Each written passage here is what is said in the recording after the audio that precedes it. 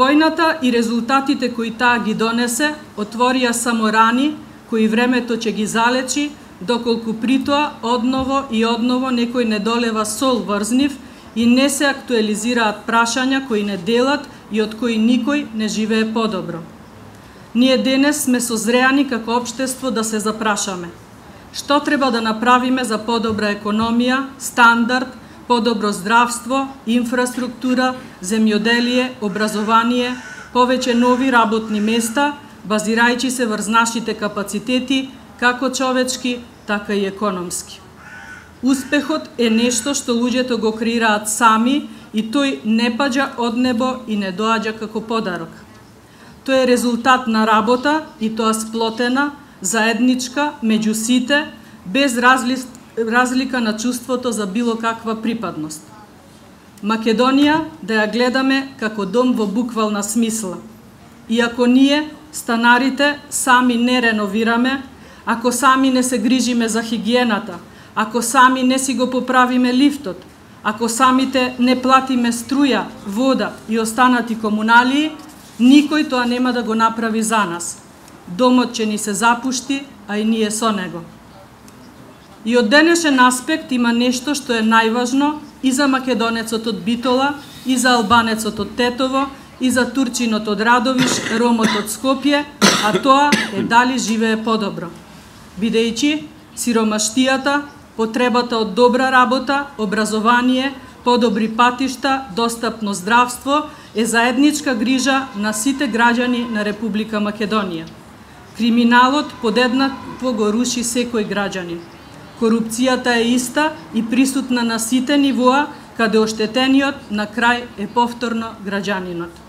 Борбата за гола екзистенција е дневна грижа на секој еден човек во државата. Проблемите се заедничкиот именител. И, наместо политичките елити од власта да се надпреваруваат во тоа кој повеќе ќе реши од овие основни проблеми, се чини дека популизмот, граден врз националните прашања, измислени и наметнати политички теми, е основниот приоритет. И тука треба да се знае дека на граѓаните пред било што друго им треба добра економија. Економскиот и социјалниот напредок на секој поединечно ќе значи напредок на целото општество. Колку повеќе економски успеси ќе имаме во Гостивар, толку подобро ќе живеат и тие во Берово. Колку повеќе економски успеси имаме во Кавадарци, толку повеќе придобивки ќе имаат и жителите на Дебар. Ваквите договори се тие кои ќе ни обезбедат подобра иднина и никогаш, ама никогаш нема да создаваат поделби, горчливи чувства кај било кого, анимозитет, туку напротив, ќе поврзуваат и ќе градат просперитет. Тажно е да се гледа како кај граѓанинот, без разлика на неговата верска или национална припадност, се отвораат прашања кои се болни и од кои не може секој да биде победник.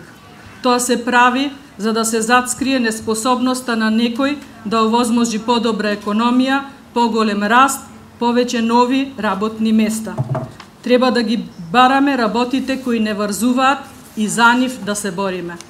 Доволно време изгубивме во докажувања на полиња од кои сите губиме, а најмногу нашата држава Република Македонија.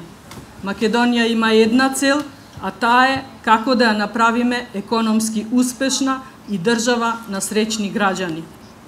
Македонија е држава каде во ист датум се случени убиствата на 5 струмички студенти пред 67 години и подпишувањето на Охридскиот рамковен договор пред 17 години.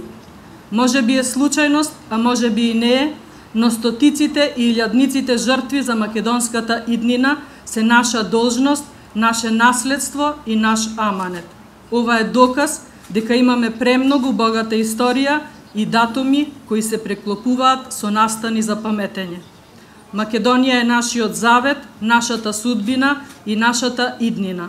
Нема иднина без да се памети и чествува минатото. И ова што денес се случува, еден ден ќе биде минато. Затоа треба да внимаваме и да газиме цврсто и смело кон иднината, но никако да не забораваме и да не го погазуваме минатото. Минатото е доказ за нашето постоење и билет за нашата подобра иднина. Ќе го завршам моето денешно обраќање со верба и надеж дека само граѓаните на Република Македонија ќе го имаат последниот збор и дека само тие и никој друг ќе одлучуваат за својата и за еднината на Република Македонија.